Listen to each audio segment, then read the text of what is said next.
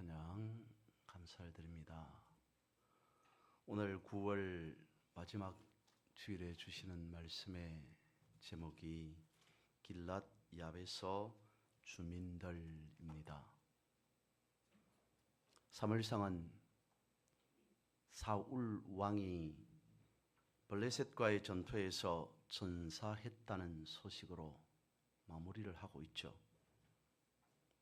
성경이 말씀하고 있는 바와 같이 어쩌면 사울 왕이 이렇게 전사했다는 것이 당연한 결과다라고 여길 수도 있을 것 같습니다. 그도 그럴 것이 이미 다윗이 15년 전에 왕으로서의 기름 부음이 있었습니다. 다윗이 기름 부음 받고 15년 동안 사울이 역시 왕이 되었다라고 하는 이 사실은 어쩌면 생각해 보면 하나님께서 사울 왕이 하나님 앞으로 돌아오기를 15년간 긴 시간을 기다리고 또 기다렸던 것은 아니었을까라고 하는 것입니다. 그럼에도 사울 왕은 그가 길보아 전투에서 마지막 전사할 때까지 이미 내밀고 있었던 하나님의 손을 붙잡지 않았다는 겁니다. 그리고 사울은 이 전투에서 그야말로 비참하게 성경을 보면 말씀을 보면 아주 비참하게 마지막 생을 마감하게 되어지는 것이죠. 그래서 어쩌면 사울 왕이 이 전투에서 전사한 것을 두고 생각해 보면 당연하다라고 여길 수 있다는 겁니다. 사울은 그랬습니다. 비참하게 마지막 순간을 맞이할 수밖에 없었습니다. 그러면 성경의 이런 흐름상으로 본다면 이렇게 전개되어야 되는 것이 맞지 않겠습니까? 여러분, 이제 사울의 시대는 끝이 났습니다. 그리고 새롭게 믿음의 사람 다윗의 시대가 시작되었습니다 라고 하면서 대대적으로 다윗을 홍보해야 하는 그런 쪽으로 가야 하는 것이 성경의 흐름상 맞을 것 같습니다. 여러분, 다윗을 향하여서 왕이 된 다윗을 향하여서 만세를 부르셔야 합니다. 박수를 보내야 됩니다 라고 하는 것이 성경의 흐름상 맞지 않겠습니까? 그런데 성경은 그렇게 말씀하고 있지 않습니다. 다윗을 향하여서 박수치라 만세를 불러라 라고 성경은 말씀하고 있지 않습니다. 반면에 성경은 오래전에 잊어버렸던 한 마을 사람들을 소개하고 있습니다. 그 사람들에 대한 이야기를 하고 있습니다. 그 사람들이 다름 아닌 길랏 야베서 사람들이었다는 것이죠. 길랏 야베서 사람들이 누구냐면 사울에게서 은혜를 입었던 사람들이었습니다. 사연인즉슨 이렇습니다. 사사시대 입다가 사사로 있을 때에 암몬 족속이 길랏 야베서를 공격해 옵니다. 그때 길랏 야베스 사람들이 암몬족을 물리치게 되죠. 그리고 사무엘상 11장 말씀에 오면 이제 사울이 왕이 되기 일보 직전입니다. 그러니까 사울은 왕으로서 기름 부음 받은 상태,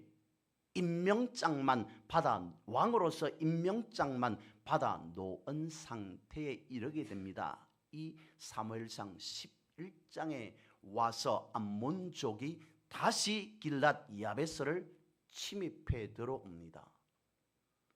그런데 이때 길랏 야베스 사람들이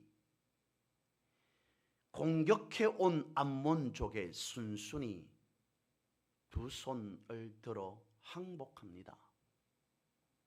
암몬 군대 앞에 우리는 당신들과 싸울 수 없습니다. 싸우지 못합니다. 엄청난 대군이었거든요. 암몬족 저들은 칼을 갈고 또 칼을 갈지 않았겠습니까? 이번 기회에 우리는 엄청난 대군들을 몰고 가서 길랏 야베스 사람들을 반드시 예전의 그 치욕을 암몬족의 입장에서 봤을 때 그 치욕스러운 결과를 다시 되갚아 줄 것이다. 복수할 것이다.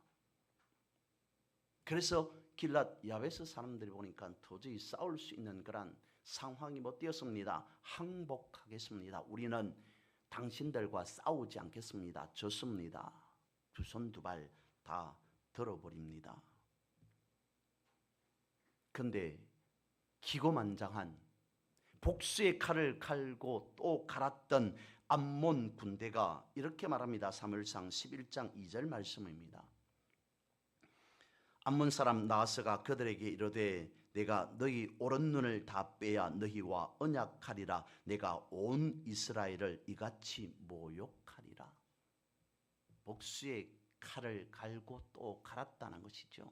저들이 공격해 놓고서는 앞서서 저들이 졌습니다. 그것을 저들은 암몬족은 치욕이라고 느꼈던 것 같습니다. 그래서 이제 다시 공격해 와서는 그것도 항복하는 야베스 사람들 앞에서 뭐라고 말하고 있다고요? 너희들의 길랏 야베스 너희들의 오른쪽 눈을 다 빼고 그것뿐만 아니라 너희들을 공격하여서 우리가 침략하는 것뿐만 아니라 온 이스라엘을 우리가 다 삼키고 난 연후에 그리고 나서 너희들의 항복을 받아들지 줄지 말지 그때에 우리가 판단할 것이다.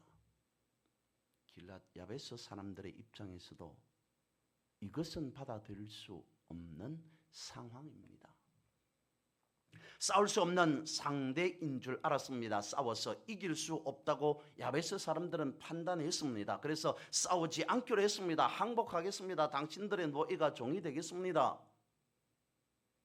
자신들의 식구들을 생각했겠죠. 가족들을 생각했겠죠. 싸워서 피를 흘리고 죽을 수밖에 없는 그 상황을 모면하고 싶었겠죠. 그런데 암몬족은 순순히 저들의 항복을 받아주지 않았습니다. 엄청나게 치욕의 치욕을 되갚아 주리라는 듯이 그렇게 말하고 있습니다. 그래서 길랏 야베스 사람들이 이것은 아니다라고 생각한 나머지 이스라엘에게 도움을 청합니다. 사울도 그것을 듣게 되어지죠. 말씀드린 바와 같이 사울은 정식적으로 왕이 되지 않은 상태였습니다. 이 소식을 들은 사울이 우리가 나가서 길랏 야베스 사람들을 도우리라. 암몬 사람들과 싸우리라.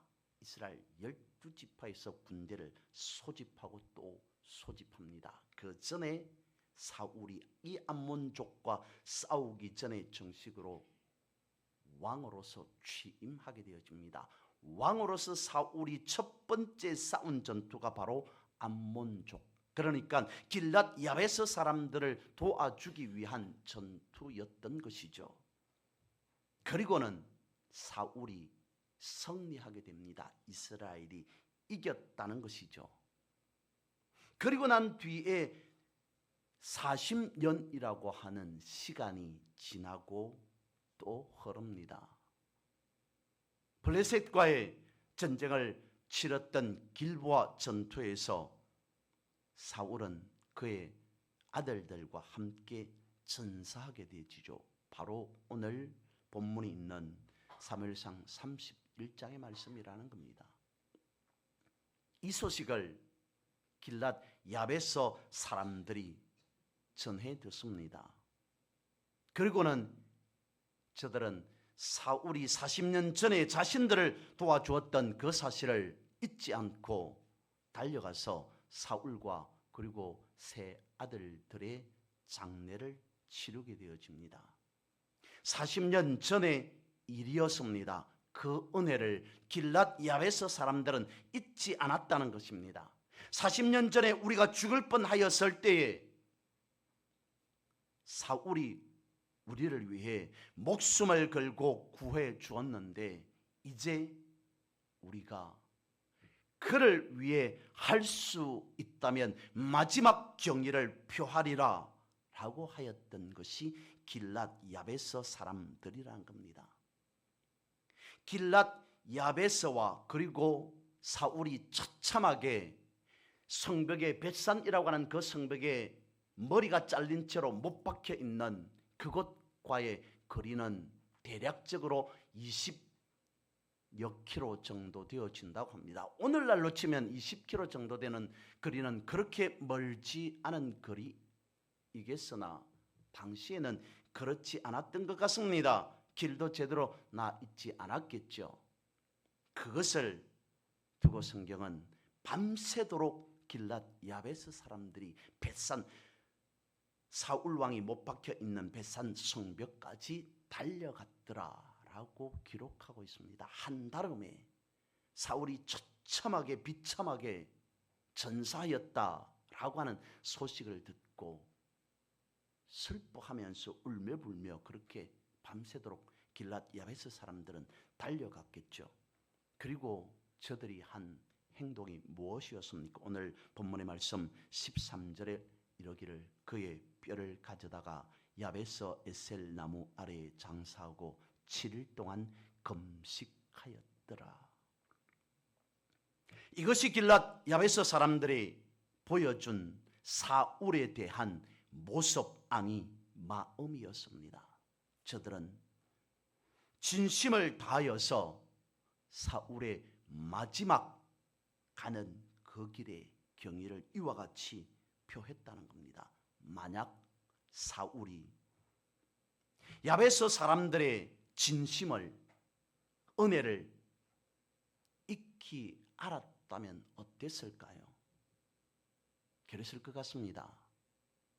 자신이 처음 왕이 되고서 길랏 야베스 사람들을 도와주기 위해 전투하고 그리고 대성을 승리를 거둔 그 처음의 마음 초심을 잃지 않고 하나님 앞에서 온전하게 통치자로서 왕으로서 이스라엘을 다스렸다면 그는 어쩌면 이와 같은 마지막을 맞이하지 않았을지도 모를 일입니다. 아니 어쩌면 그랬다면 다윗 이상으로 추앙받는 사울 왕이 될 수 있지 않았을까라고 하는 생각까지 합니다. 왜 그렇습니까? 거의 모든 이스라엘 백성들이 사울의 죽음을 당연시 여기듯 하였습니다. 하나님 앞에 이스라엘 백성들 앞에 사울은 왕으로서 온전한 모습을 보여주지 못했기 때문이죠. 그런데 그때 길랏 야베스 주민들만큼은 그러지 않았습니다. 다른 행보를 보입니다. 성경은 우리에게 이렇게 말씀해 주고 있는 듯합니다. 사무엘상이 끝이 나고 다시 사무엘하가 이어지는 이 과정 가운데에서 앞서 말씀드린 바와 같이 성경이 그렇게 기록하고 있는 것과 같이 이제 사울의 시대는 끝이 났습니다. 그리고 다윗의 시대가 시작되어집니다 라고 하면서 다윗의 소식을 전할 법도 한데 그렇지 아니하고 야베스 사람들에 대한 이야기를 하고 있습니다. 어떤 의도였겠습니까? 물론 대수롭지 않게 여길 수도 있습니다.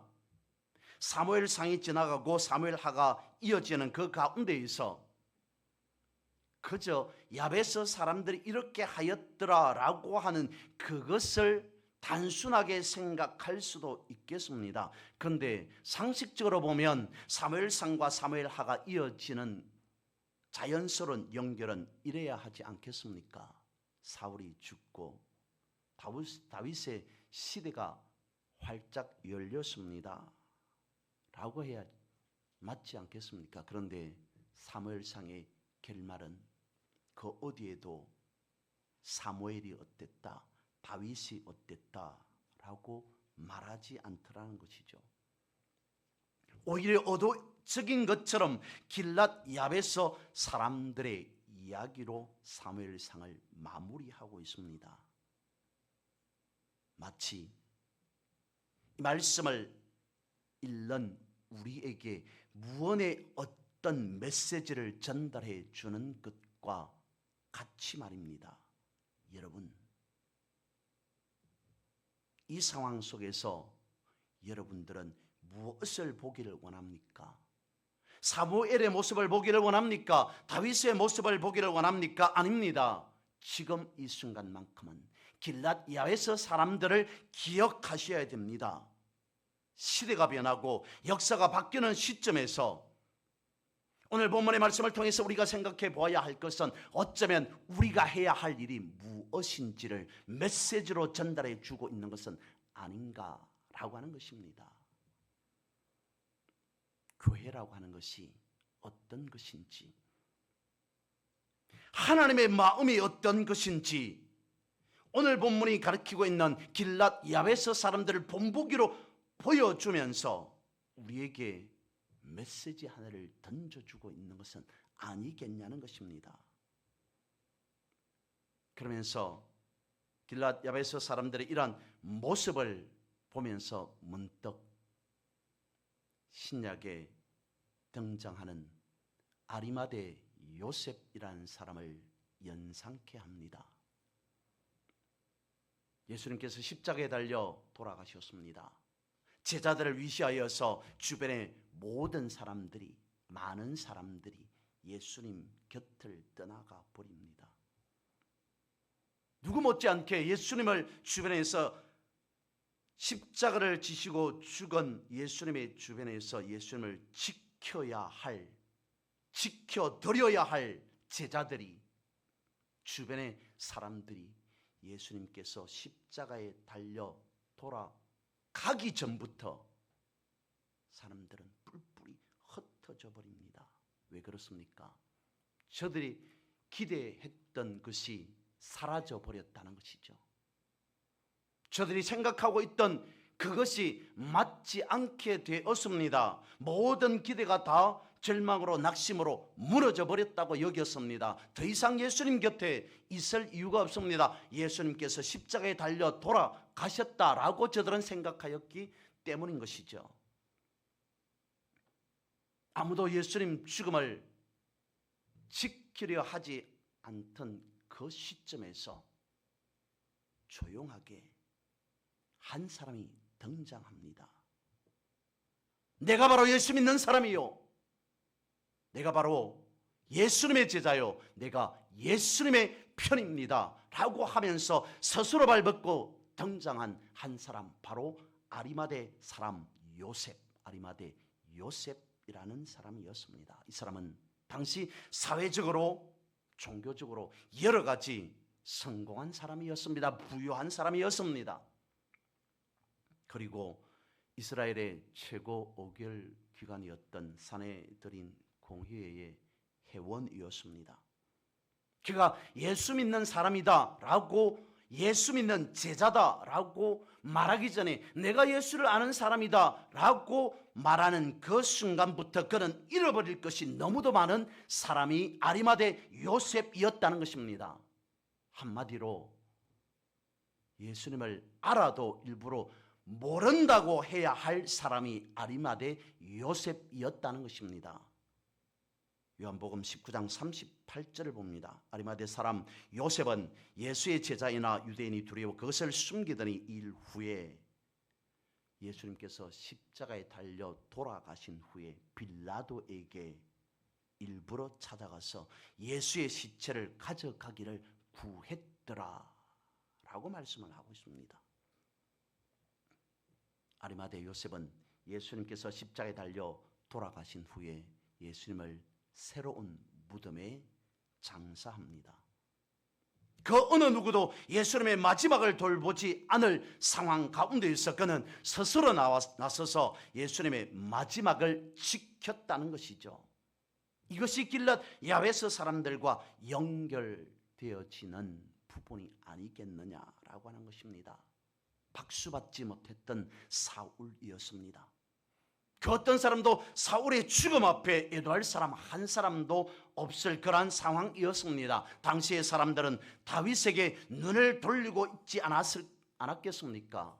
그것이 상식적이고 그것이 옳은 일일 것 같습니다. 그런데 길랏 야베스 사람들은 달랐다는 것이죠. 저들은 착하다, 선하다, 어렵다라고 말하기 전에 최소한 저들은 자신들에게 사울이 어떤 인물이고 어떤 왕이었던지 간에 저들에게 오래전에 40년 전에 베풀었던 그 은혜를 결코 잊지 않고 있었다라고 하는 것입니다. 아리마대 요셉은 어떻습니까? 그렇게 많은 사람들이 추앙하던 예수님이셨습니다. 근데 그런 예수님이 십자가 형벌을 받았습니다. 모든 희망이 다 무너졌다고 여겼습니다. 그래서 희망이 없는 곳에 사람들은 제자들조차도 더 이상 머물고 싶지 않았습니다. 머물 이유가 없다고 여겼습니다. 그런데 아리마대 요셉은 달랐습니다. 최소한 마지막 인간의 도리는 해야 할 것 아니냐라고 하는 마음 아니었겠습니까? 제자들과 흩어져 버린 사람들을 바라보면서 그랬을 것 같습니다. 해도 너무한다라고 생각하지 않았겠습니까? 언제는 주여 주여 하면서 예수님을 쫓아다녔던 제자들이, 사람들이 자신들에게 이득될 것이 없다고 여기니 단번에 돌아서 버립니다. 참으로 아리마대 요셉은 그랬을 것 같습니다. 참으로 예수님의 제자들 맞냐? 참으로 예수님을 메시아라고 따르던 사람들 맞냐라고 하지 않았겠습니까? 그런데 아리마대 요셉에 와서는, 요셉의 이 일에 와서는 성경은 다음과 같이 놀라운 사실 하나를 더 추가 언급하고 있습니다. 아리마대 요셉이 자신의 신앙을 공개하고 헌신합니다. 그리고 그 모습에 영향을 받고, 저는 그렇게 표현합니다. 그 영향을 받고 또 한 사람이 주님 앞에 헌신하였더라라고 성경은 기록하고 있습니다. 그 사람은 다름 아닌 니고데모였습니다. 요한복음 19장 38절과 39절 말씀에 보면 아리마대 요셉이 빌라도로부터 예수님을 자신의 무덤에 장사하고자 합니다.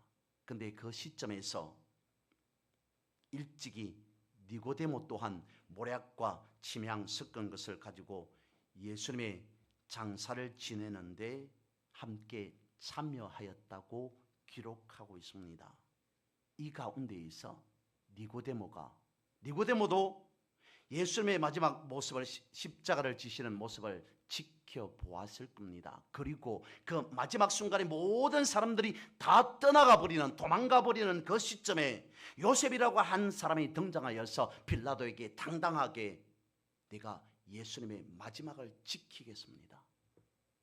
내가 예수님의 마지막 모습만큼은 내가 책임지겠습니다. 그 이후에 빌라도 당신이 나를 어떻게 하든지 그것은 당신이 알아서 할 일입니다. 나는 내가 해야 할 일을 하겠습니다 라고 말하는 요셉의 그 모습을 옆에서 뒤에서 숨어서 어쩌면 니고데모도 지켜보지 않았겠습니까? 그리고 요셉의 그런 모습을 보면서 니고데모는 감동받았을 겁니다. 다 사람들이, 제자들이고 주변의 모든 사람들이 다 떠나가 버리는 것은 아니구나. 어쩌면 나 자신도 나서지 못하는 그 자리에 요셉이라고 하는 저 사람이 나서서 저렇게 말하고 있구나. 미약하나마 나도 힘을 보태리라 라고 하는 생각에서 니고데모가 그렇게 하지 않았겠습니까? 성경은 이를 통해서 우리에게 무엇을 말해주고 있겠습니까? 사람이라고 하는 것은 좋든 나쁘든 자신의 행동 하나로 말미암아서 주변 사람들에게 선한 영향력, 그렇지 못한 영향력, 그것이든 끼치게 되어진다라고 하는 것을 가르쳐주고 있지는 않겠습니까? 아리마대 요셉의 한 사람의 헌신을 통해서 어쩌면 니고데모라고 하는 또 다른 헌신하는 한 사람을 등장시키고 있었던 것은 아니겠냐는 것입니다. 그렇습니다. 아리마대 사람 요셉은 예수님의 죽음과 부활을 이어주는 믿음의 어려운 사람이었습니다. 예수님의 십자가 사건에서 그렇게 중요하게 다루지 않는 사람들 중에 한 사람이 아리마대 요셉입니다. 그런데 그는 이렇게 예수님의 죽음과 부활 사이를 연결하는 희망의 다리가 되었더라는 거죠. 그렇게 보면 어쩌면 십자가 사건에서 중요한 인물로 다뤄야 할 한 사람이 아리마대 요셉이 아닐까. 바로 그런 희망의 다리인 아리마대 요셉에 앞서 구약에 등장하는 희망의 다리 같은 이들이 바로 길랏 야베서 주민들이라는 것이죠. 그들은 다른 사람들에게 욕먹을 각오를 하고 자신들이 해야 할 일을 했던 것입니다. 이스라엘 백성들 중에 그 누구도 애도하지 않는 사울 왕의 죽음을 성경은 7일간 길랏 야베서 사람들은 금식하면서 애도하였더라라고 기록하고 있습니다. 저들은 그렇게 하나님의 마음을 보여주면서 사무엘상과 사무엘하를 이어주는 다리가 되었다는 것이죠. 어쩌면 저들은 새로 왕이 될 다윗을 향하여서 메시지 하나를 던져준 것은 아니었을까라는 생각도 해봅니다. 길랏 야베스 사람들이 그런 행동을 통해서 앞으로 왕이 될 다윗에게 어쩌면 다윗 왕이여, 당신이 이 나라 이스라엘의 왕이 되면 우리와 같은 소외된 힘없고 연약한 길랏 야베스와 같은 그런 사람들을 돌아봐 주는 따뜻한 왕이 되어 주십시오 라고 하는 메시지는 아니었을까라고 하는 말입니다. 그리고 다윗은 어떻게 했을까요? 다윗이 왕이 되고 길랏 야베스 사람들이 무엇을 했든지 어찌하였든지 그런 모른 척하였더라, 그렇게 성경은 기록하고 있지 않습니다. 그리고 사무엘상이 끝이 나고 사무엘하가 시작되어지는 그 시점에, 물론 1장부터는 아닙니다, 2장에서 등장합니다마는 다윗 왕이 역시 길랏 야베스 사람들이 한 행동을 그대로 지켜보았습니다. 길랏 야베스 사람들에 대한 소문을 다윗이 왕이 되고 다 듣게 되어집니다. 어떻게 했을까요? 다윗의 입장에서 사울은 어쩌면이 아니고 정적이었습니다. 정적이 전사했습니다. 죽었습니다. 다윗이 길랏 야베스 사람들이 어찌하였든지 간에 무엇을 하였든지 간에 자신의 정적인 사울이 죽었기 때문에 거기에 신경 쓸 이유가 없을 것 같기도 합니다. 길랏 야베스 사람들을 언급하지 않아도 충분히 될 만큼, 왜냐하면 사울이 자신에게 있어서 정적이었기 때문에. 길랏 야베스 사람들이 그를 위해서 장사를 치러주었던, 애도를 했던, 금식하였던, 눈물을 흘렸던 그것에 대하여서 어쩌면 기분 좋지 않게 생각했을 수도 있을 법합니다. 근데 다윗은 그러지 않았습니다. 자신의 정적이 죽은 그 상황에 길랏 야베스 사람들이 한다람에 달려가서 그의 시체를 거두어서 장례를 치러주고 7일간 금식하며 애도하며 눈물을 흘렸던 그 길랏 야베스 사람들을 바라보고 격려합니다. 칭찬합니다. 축복합니다. 어쩌면 다윗도 길랏 야베스 사람들이 보여주었던 그 모습을 바라보면서 그가 생각하지 않았겠습니까? 내가 왕이 되면 저 사람들을 돌보는 그런 왕이 되리라. 다윗이 길랏 야베스 사람들을 지켜보면서 감동받지 않았겠습니까? 성경은 무엇을 말해주고 있겠습니까? 여러분, 우리들은 어쩌면 대단해 보이고 위대해 보이는 그런 일들에만 눈을 돌리기 십상입니다. 그런데 성경은 그것들만을 바라보라고 말씀하고 있지 않습니다. 왜냐하면 예수님은 지극히 작은 자에게 한 것이 하나님에게 한 것이다 라고 말씀하셨기 때문입니다. 그러지 않겠습니까? 성경은 약자를 들어서 사용하시면서 진짜 강한 자가 누구인지 그대로 알려주는 책. 어쩌면 성경은 주연이 아닌 조연에게 스포트라이트를 비추어주면서 진짜 주인공이 누군지 똑똑히 바라보아야 된다라고 말씀해 주는 책, 그것이 성경 아닐까 싶습니다. 성경은 밝혀야 할 중요한 이야기를 하기 위해서 구약의 길랏 야베스 주민들을 그리고 신약의 아리마대 요셉을 중요한 시점에서 등장시킨 것은 아니었겠습니까? 우리는 어쩌면 사무엘이 되고 싶어 합니다. 어쩌면 다윗이 되고 싶어 합니다. 그런데 성경은 이렇게 말하는 듯합니다. 아닙니다, 여러분. 길랏 야베스 주민들이 되셔야 합니다. 그러지 않습니까? 성경을 바라보면서 그 어떤 사람이 나도 길랏 야베스 사람들이 되겠습니다. 나도 아리마대 요셉과 같은 사람이 되겠습니다. 라고 하겠습니까? 그런 것에 대해서 생각조차 하고 있지 않은 그런 상황 가운데에서 언저리에서 성경은 넌저시 우리에게 메시지 하나를 던져주는 것이 아니다. 길랏 야베스와 같은 아리마대 요셉과 같은 그런 한 사람이 필요하다. 왜냐하면 교회인 우리가 사무엘도 다윗도 아닌 길랏 야베스 주민들이 되어야 하는 것 아닌가라고 성경은 말씀하고 있는 것 같기 때문이라는 거죠.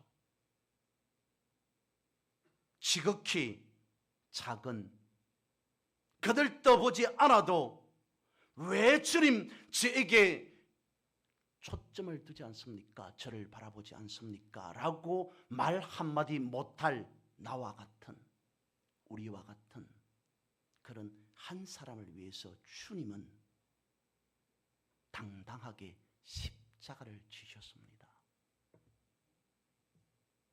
목숨을 버리셨습니다. 우리는 그 사랑으로 이제는 사랑하며 살아가야 할 당연한 의무를 가진 그리스도인이 되었기 때문입니다. 왜 그럴까요? 너무 큰 것에만, 너무 큰 일에만 매달리다 보니까 이제는 우리가 그토록 걱정하였던 세상이 교회를 향해서 걱정하고 있는 시대가 되었습니다. 교회가 너무 큰 것에만, 큰 일에만 매이다 보니까 이제는 우리가 그토록 미워하던 세상이 오히려 교회를 미워하는 시대가 되었기 때문이라는 거죠. 10월을 앞두고 있습니다. 모두 큰 열매를 기대하리라 봅니다. 그렇다고 작은 것 부여잡고 큰 것을 놓치자는 것 아닙니다. 큰 것만 생각하지 말고 작은 것 세미한 것에도 마음을 두어서 진짜 하나님의 나라가 어떠한 것인지, 대단한 위대한 큰 일에만